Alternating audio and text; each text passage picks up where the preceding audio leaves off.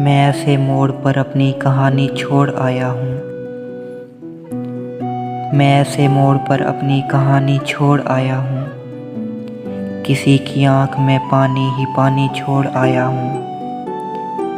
अभी तो उससे मिलने का बहाना और करना है। अभी तो उससे मिलने का बहाना और करना है। अभी तो उसके कमरे में निशानी छोड़ आया हूँ। बस इतना सोच कर ही मुझको अपने पास तुम रख लो।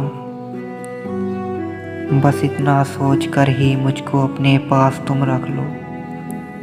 तुम्हारे वास्ते मैं हुक्मरानी छोड़ आया हूँ। इसी खातिर मेरे चारों तरफ फैला है सन्नाटा।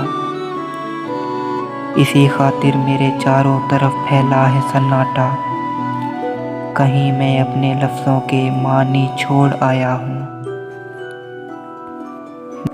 नदीम इस गर्दिश-ए अफ़लाक को मैं चाक समझा तो। नदीम इस गर्दिश-ए अफ़लाक को मैं चाक समझा तो।